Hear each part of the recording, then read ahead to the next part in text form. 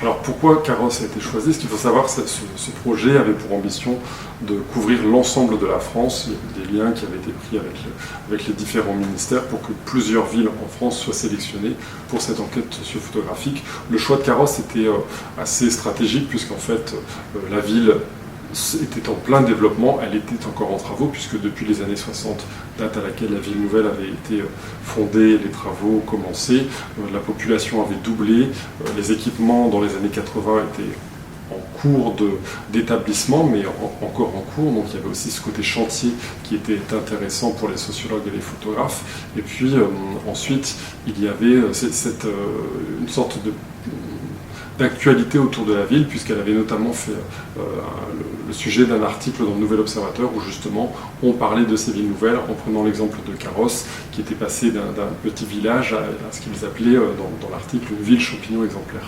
Donc Carrosse est la première étape de ce projet. 6 photographes sont retenus par Lucien Clergue. Il s'agit de Jean Dieuze, Jacques Windenberger, Guy Le Quérec, Émile Schultes, Sabine Weiss et Bernard Gilles.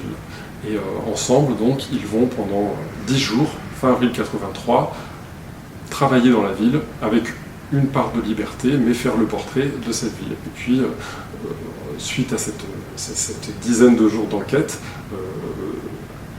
un colloque est organisé pendant les rencontres d'Arles en juillet 83, accompagné d'une exposition qui est réservée aux invités de ce colloque, et puis les photos sont montrées, discutées, et ensuite elles sont rangées dans des boîtes et oubliées, on pourrait dire, pendant 40 ans. À la fin des années 70, au début des années 1980, les Maisons Phénix sont la première entreprise de construction d'habitats individuels et préfabriqués, et pour valoriser leur image de marque, ils vont entamer en fait un mécénat culturel assez important, assez poussé et parfois assez innovant, comme par exemple engager des traductions d'ouvrages de la Renaissance sur l'architecture. Ils vont aussi engager des photographes pour faire des expositions, notamment au Centre Pompidou. Et donc en 1980-1981, ils vont avoir l'idée de lancer ce projet qui s'appelle la sociophotographie, qui avait pour but d'unir à la fois la sociologie avec la photographie, donc deux sciences qui ne vont pas forcément naturellement ensemble, et l'idée était justement de tester les potentiels de ces deux disciplines ensemble pour voir si elles peuvent faire le portrait d'une situation, d'une société par exemple.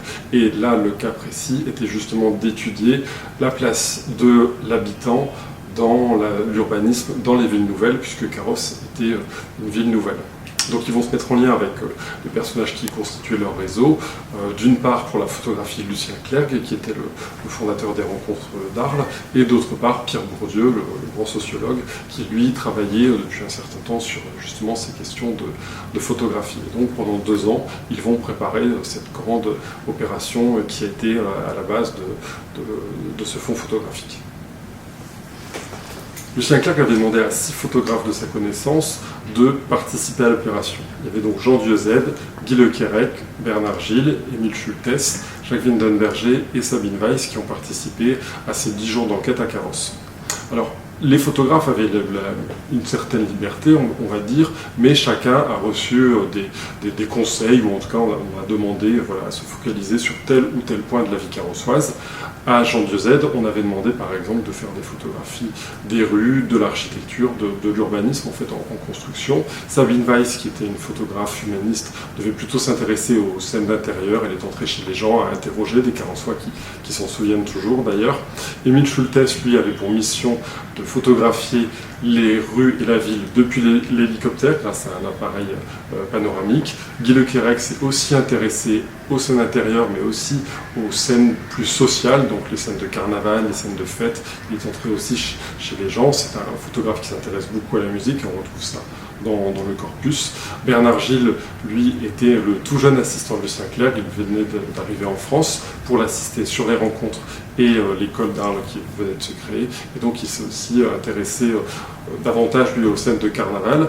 Il raconte d'ailleurs qu'il s'est costumé pour s'immerger dans cette fête. Et puis le dernier, c'était Jacques Windenberger, qui lui, depuis 20 ans, avait un travail assez politique sur la familiarisation des gens, des habitants, des Français avec la photographie, qu'il envisageait vraiment comme un outil de démocratisation politique. Il avait écrit un ouvrage sur ce sujet. Et donc lui, il a vraiment adapté une méthodologie très rigoureuse qui consistait à documenter chacun des tirages avec l'heure, le lieu et le prénom et le statut, on va dire, des personnes qu'il a représentées. En suivant ces photographies, on arrive à reproduire presque des morceaux de vie carrossoise. Alors, le projet de la sociophotographie, il a eu lieu à Carrosse. Ce sera finalement la seule étape du projet, même s'il devait y en avoir plusieurs, et ce pour diverses raisons.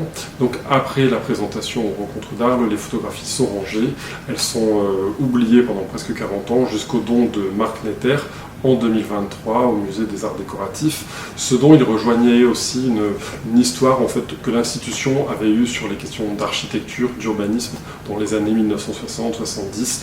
On avait organisé plusieurs expositions sur ce sujet et il semblait donc logique par rapport à cette histoire que ce fonds puisse enrichir les collections du Musée des Arts Décoratifs.